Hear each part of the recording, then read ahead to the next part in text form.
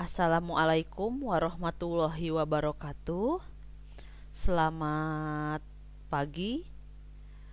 Salam sejahtera kepada kita semua. Semoga kita selalu dalam lindungan Allah Subhanahu wa taala.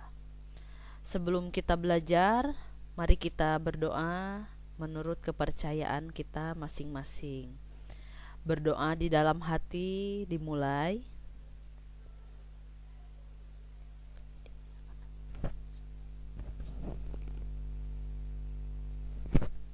Berdoa selesai.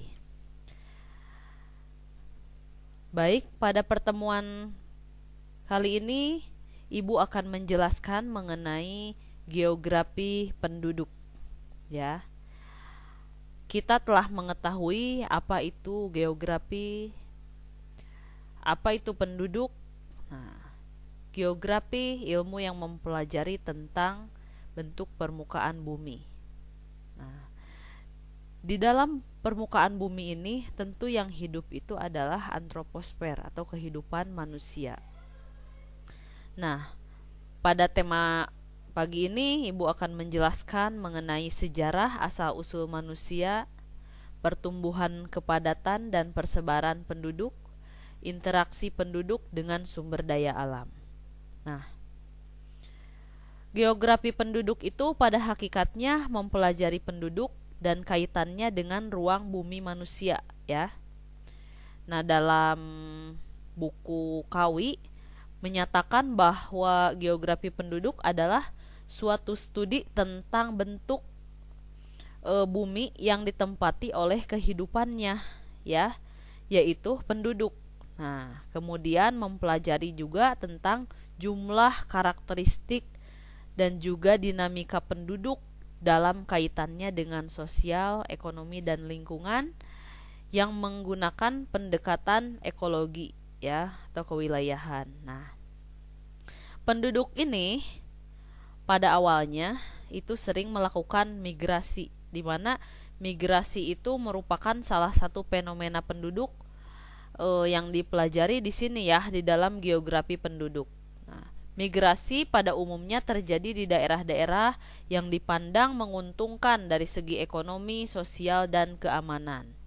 Nah, disinilah kemudian terjadi di sini mengemukakan bahwa Gilbert itu bahwa sektor pertanian semakin terdesak. Akhirnya pembangunan yang lebih terkonsentrasi di perkotaan telah menyebabkan perkembangan di kota, ya, menjadi lebih besar, pesat dibandingkan dengan desa, ya. Kemudian itu akan melahirkan istilahnya urban bias. Nah, urban bias ini melukiskan pembangunan yang lebih menitik beratkan pada pembangunan kota dibandingkan dengan desa. Nah, untuk selanjutnya itu merupakan asal usul manusia, ya, dimana pada awalnya manusia itu hidupnya cenderung berpindah-pindah dan akhirnya nomaden, gitu, ya.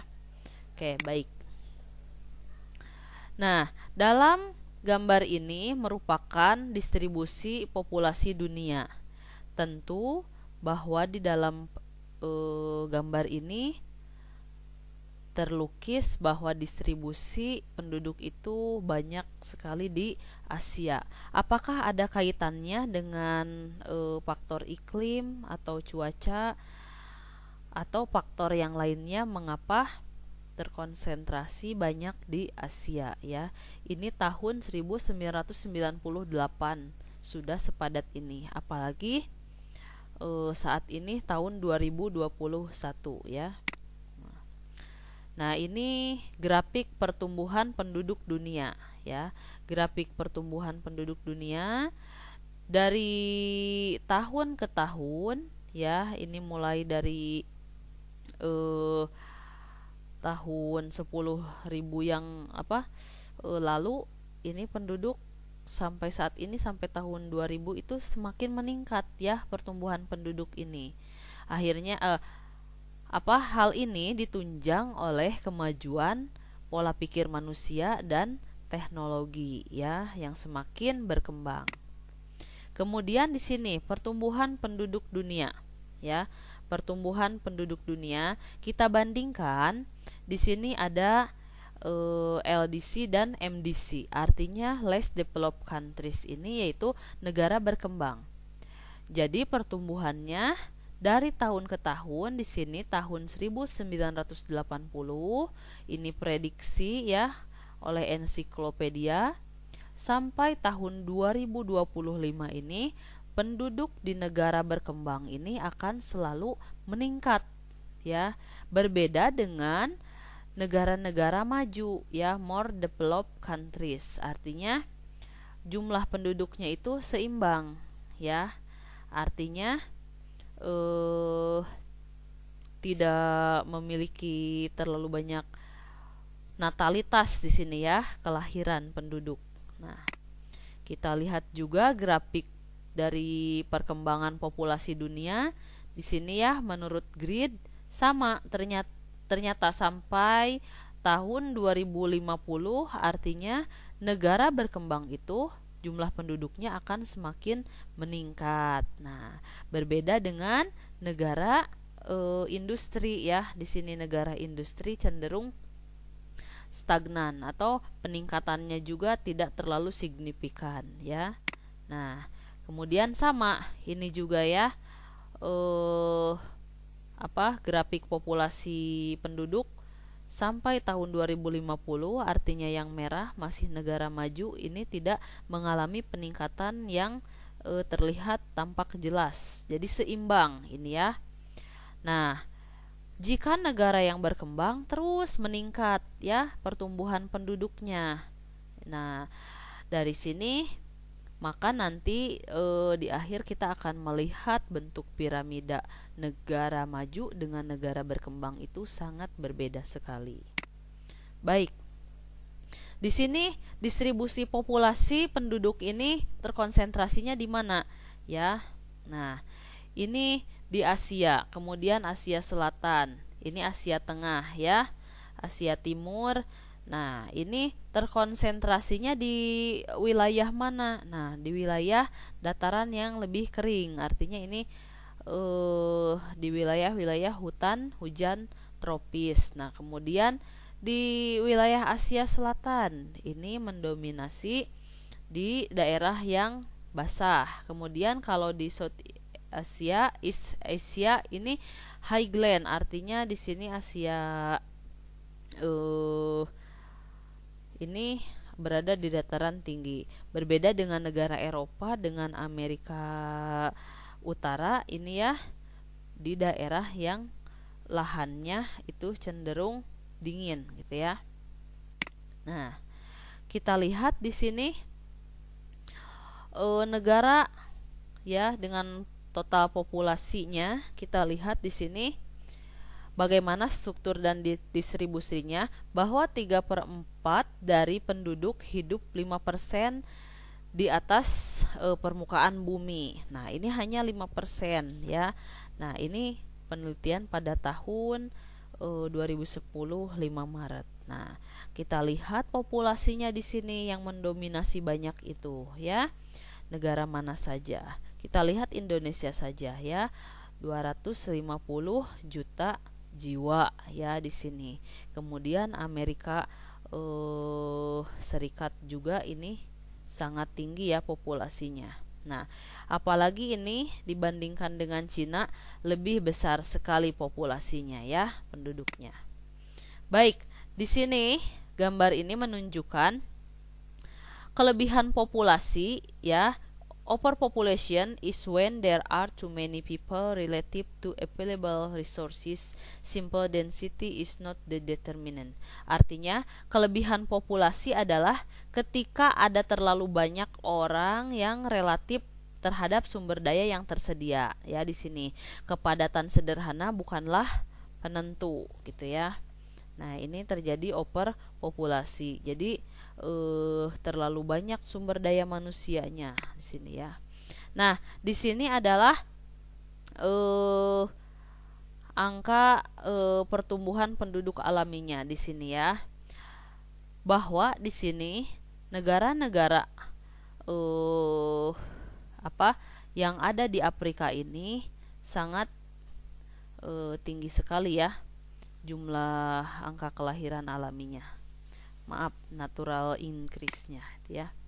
Nah, ini total kelahirannya, fertilitas yang sangat besar ini artinya yang warnanya coklat ya, artinya ini tingkat kelahirannya sangat tinggi ya.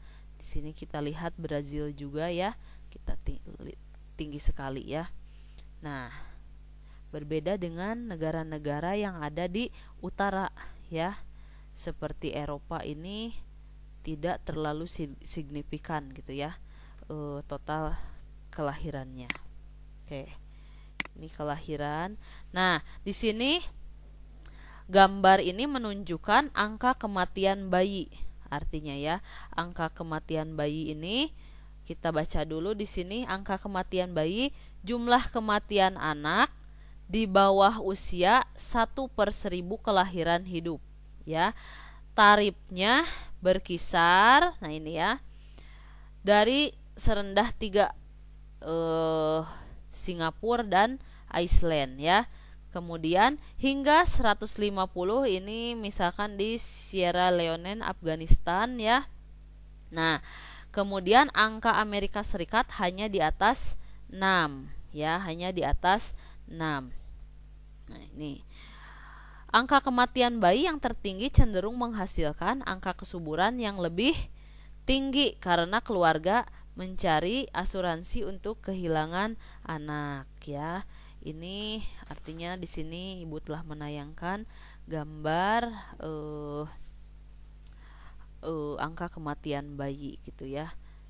Nah, berarti masih negara-negara ini kematian bayinya masih di bawah, sementara Afrika seperti negara-negara berkembang seperti Indonesia angka kematian bayi ini masih sangat tinggi.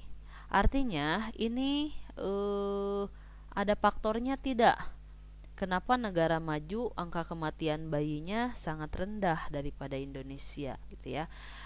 Nah, bisa disebabkan oleh pola pikir masyarakat maju lebih terbuka gitu ya daripada negara berkembang.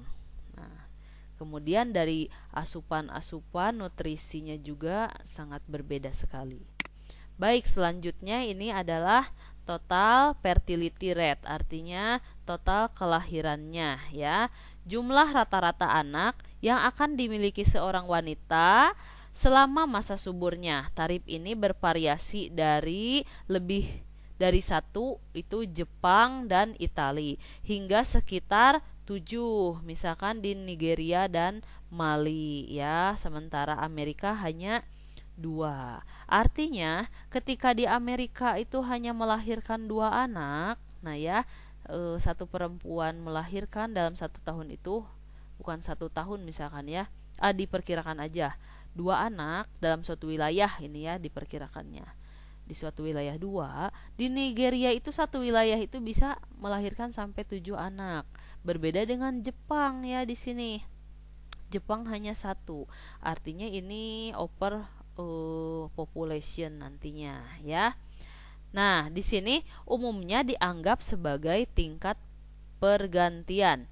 Tingkat di mana populasi tidak tumbuh atau menyusut di negara maju. Jadi lebih terkontrol gitu ya. Di negara-negara yang kurang berkembang, angka ini seharusnya lebih tinggi untuk memperhitungkan begitu banyak anak yang belum mencapai usia subur ya, childbearing ini usia subur ya. Nah, itu perbedaannya. Kemudian di sini ada doubling time, artinya di sini waktunya ganda.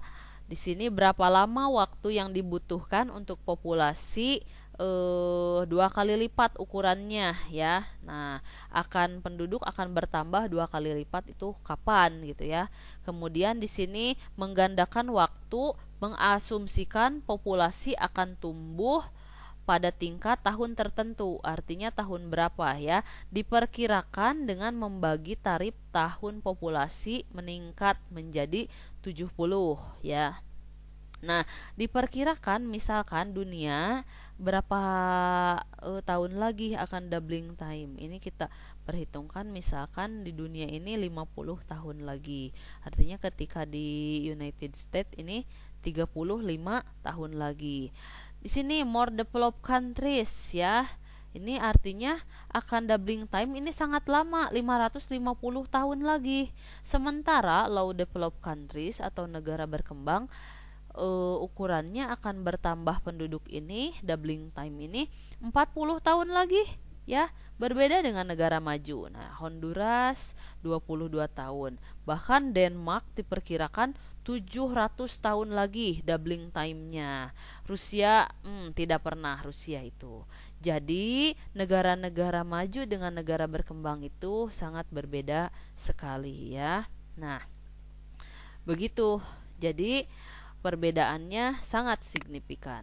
Nah, kemudian di sini ada life expectancy, artinya harapan hidup. Bagaimana dengan harapan hidup di negara-negara maju dengan negara berkembang di sini ya? Nah, di negara maju artinya ini ada di 75 ya. Artinya harapan hidupnya sangat tinggi ya. Berbeda dengan yang warnanya coklat muda ini ya, coklat muda sekali, krem. Artinya ini angkatan hidupnya harapan hidupnya sangat kecil sekali ya. Di sini kemungkinan kekurangan karena Afrika itu daerahnya bergurun-gurun sehingga untuk mendapatkan makanan juga ini harus mendapatkan biasanya bantuan. Bahkan negara-negara yang miskin ini konsentrasinya banyak di negara Afrika ya. Nah, untungnya negara kita Indonesia ini ya, ini 2008 ada di tengah-tengah ya, 60 sampai 69. Masa sih harapan hidup di negara kita ini sangat kecil ya? Kita kan sebagai pemasok sumber daya alam yang sangat banyak sekali ya. Wah, berbeda sekali ini dengan Australia. Australia sangat tinggi sekali angka harapan hidupnya. Nah, di sini angka harapan hidup ini ya kita lihat dengan apa di sini faktornya? Peningkatan pesat di seluruh dunia. Kemudian angka kematian bayi menurun di banyak negara ya, inginnya ini. Kemudian adanya antibiotik dan imunisasi. Jadi angka harapan hidup ini akan tinggi karena adanya peningkatan yang pesat ya jumlah penduduknya di seluruh dunia. Kemudian angka kematian bayi menurun ya di banyak negara, maka harus diadakannya antibiotik dan imunisasi. Nah, pentingnya juga antibiotik atau vaksin saat ini COVID-19 ya tahun 2021 ini itu untuk meningkatkan harapan hidup masyarakat ya, masyarakat dunia, bukan hanya Indonesia. Makanya keberadaan vaksin itu sangat penting sekali. Nah, mari kita lihat di sini ada model transisi demografi ya. Model transisi demografi ini kita lihat ada 4 stage ya. Ada 4 stage di sini ya. Stage pertama biasanya oleh negara-negara yang baru ya mengenal industri atau pertanian di sini ya. Kemudian stage kedua di sini udah meningkatkan pertanian dan obat. Kemudian stage yang ketiga ini ada perubahan perilaku manusia ya. Di sini diindikasikan orang-orang yang negara-negara atau orang-orang yang hidup di negara yang maju gitu ya. Kemudian tingkat harapan hidupnya dan pendidikannya sangat tinggi. Kemudian kelahirannya juga sangat rendah ini ya. Nah, stage keempat ini adalah populasinya stabil, angka kelahiran stabil gitu ya, angka kematian dan kelahiran bayinya juga sangat rendah. Itu artinya di sini stage-stage ini akan dialami oleh setiap negara apabila negara ini mau menjadi negara yang maju. Artinya ini akan terus meningkat gitu ya, sama halnya dengan stage ini ya. Nah, jadi di sini ada pertumbuhan alaminya ya. Nah, ini sangat rendah pre-industri itu ya di stage pertama, kemudian cepat. Ini udah matang ya. Ini udah negara ini very slow, artinya post industri dia hanya menikmati bahan pokok, makanan, pendidikan sudah bisa terpenuhi artinya di sini. Apalagi ya yang diharapkan di sini akhirnya negara-negara yang sudah very slow atau post industri ini artinya dia bukan menjajah ya, imperialisme atau kolonialisme ke negara-negara yang berkembang ya, mencari meningkatkan, memberikan teknologinya, menerapkan teknologinya di negara maju, di negara berkembang, maaf ya. Oke, selanjutnya di sini problem with the demographic transition model. Artinya di sini masalah dengan model transisi demografis. Yang pertama, nah, berdasarkan pengalaman Eropa mengasumsikan semua negara akan maju, betul, untuk menyelesaikan industrialisasi. Banyak negara mengurangi tingkat pertumbuhan secara dramatis tanpa peningkatan kekayaan ya, ini wealth, ini kekayaan. TV dan keluarga berencana tampaknya berhasil ya. Nah, kemudian di sini on the other hand, di sisi lain beberapa negara ini ya stuck atau terjebak di tahap 2 ya, atau tahap 3, khususnya di Afrika yang notabene iklimnya ini sub-Sahara dan Timur Tengah gitu ya. Nah, selanjutnya sini populasi, piramid populasi ini. Nah, yang tadi kan ketika konsumsi sumber daya alam oleh masyarakat melebihi kemampuan suatu daerah untuk menggantikan sumber daya alam gitu ya, nanti di sininya ya. Nanti dijelaskan oleh teori Robert Malthus. Nah, untuk saat ini yaitu population pyramid. Nah, di sini menjelaskan jadi piramida populasi ini distribusi usianya, kemudian angka ketergantungannya di bawah 15 dan lebih 15 tahun dan lebih dari 65 tahun ini usianya. Kemudian ada sex ratio. Artinya sex ratio ini jumlah penduduk laki-laki dengan jumlah penduduk perempuan. Artinya di sini harus seimbang gitu ya. Nah, coba kita lihat ini piramida penduduk ya, bentuk piramida penduduk di negara less countries ya, less developed countries, artinya berbentuk seperti piramida. Artinya ini alasnya lebar, tingkat kelahirannya sangat tinggi ya. Nah, artinya nanti tapi ketika kita mengurangi populasi penduduk di usia 0 sampai 14 tahun ini, kita kurangi saat ini, maka akan meningkat banyak di sini yang yang produktifnya. Kita kan tahun 2030 juga akan mengalami bonus demografi. Artinya di sini penduduk produktifnya lebih tinggi. Nah, ini piramida penduduk yang ini Haiti ya, yang ini Itali. Artinya ini yang produktifnya lebih banyak. Yang tingkat kelahirannya yang usia 0 sampai 14 tahunnya ini seimbang. Artinya yang produktif lebih banyak ya, Itali. Ini piramida penduduk negara maju. Kemudian Rusia, ini lihat Rusia ya. Rusia juga sama, ini bentuk-bentuk piramida penduduk negara maju ini lebih banyak di usia produktifnya ya daripada di usia 0 sampai 14. Artinya di sini belum produktif gitu ya.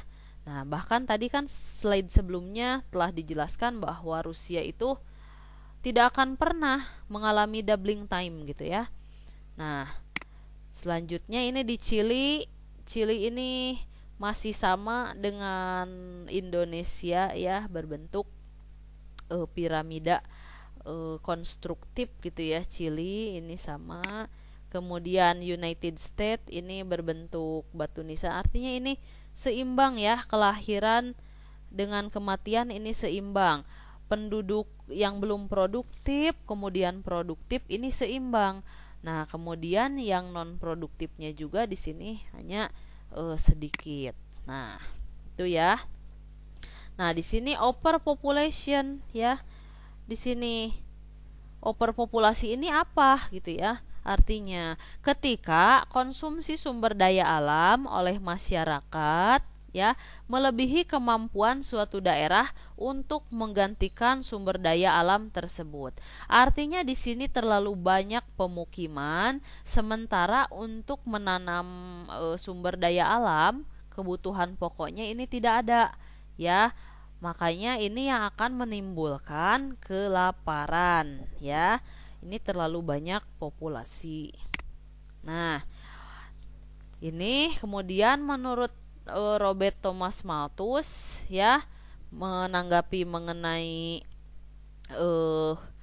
populasi ini bagaimana. Nah, memperkirakan di sini ya, Malthus memperkirakan populasi akan melebihi pasokan makanan yang menyebabkan penurunan makanan per orang.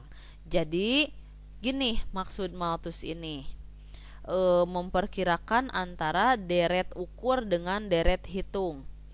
Jika kelahiran manusia itu ditentukan oleh deret ukur ya, misalkan gini, ketika 1 tahun melahirkan 2 deret ukur itu 2, 4, 6, 8, artinya kelipatan 2.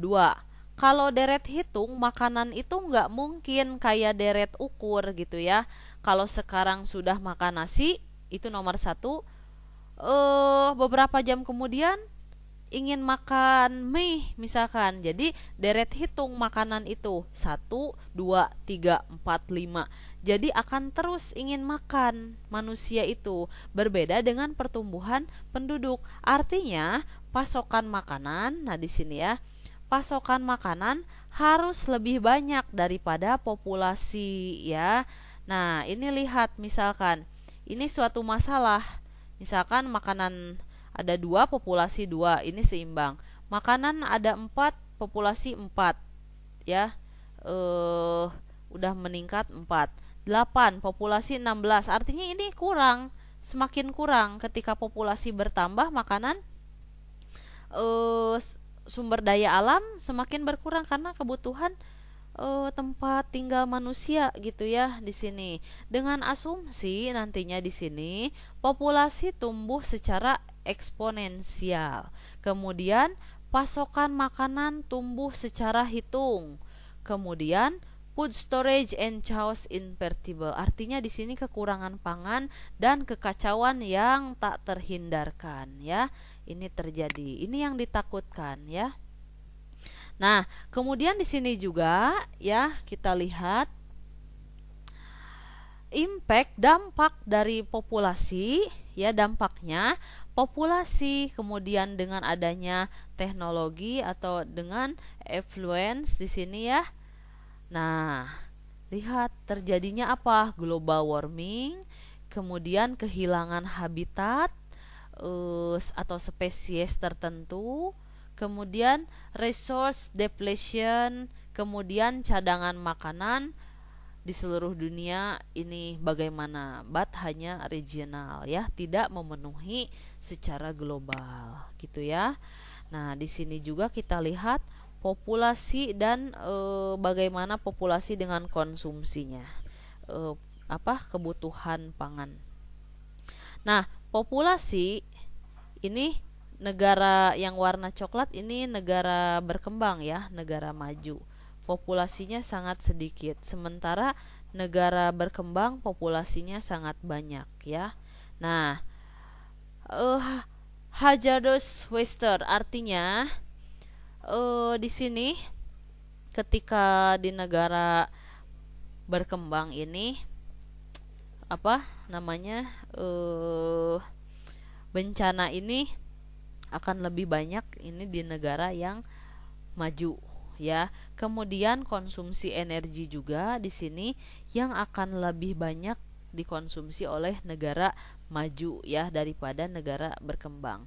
Kemudian yang lebih banyak membutuhkan bahan bakar minyak fosil ini adalah negara maju gitu ya, karena tingkat teknologi yang sangat tinggi. Nah, kemudian di sini antara teknologi, kemudian konsumsi energi dan dampak lingkungan bagaimana? There has been a dramatic increase in. Nah, di sini akan meningkat jika di sini kita lihat ya, individual energy use over time ya. Di sini berarti setiap individu menghabiskan energi lebih banyak ya. Kemudian kekuatan teknologi mampu merubah lingkungan di sini ya. Dengan di sini kita lihat versinya kekuatan teknologi ini dengan kapak batu, dengan versi bulldozer, versi bom atom atau nuklir nantinya ya. Kemudian yang terakhir, the scope and severity of environmental impact. Artinya di sini ruang lingkup dan tingkat keparahan dampak lingkungan. Ini akan terjadi di masa yang akan datang. Bagaimana caranya ya? Di sini bagaimana caranya? Saat ini kita harus mengurangi konsumsi energi, kemudian mengurangi jumlah kelahiran, kemudian menanam tumbuhan apabila kita memiliki banyak lahan. Jangan terlalu banyak dijadikan pemukiman. Nah, itulah yang harus kita terapkan ya, yang kalian harus terapkan sebagai generasi penerus dunia ini dan bangsa ini. Bahkan Indonesia itu takutnya suatu hari nanti akan dijajah oleh negara-negara yang memiliki tingkat teknologi yang lebih besar. Semoga kalian dari melihat tayangan slide ini, pemaparan ini bisa dibukakan pola pikirnya di masa yang akan datang. Karena kalian adalah calon-calon atau generasi-generasi penerus di masa yang akan datang. Terima kasih atas perhatiannya. Apabila ada kekurangan mohon dimaafkan.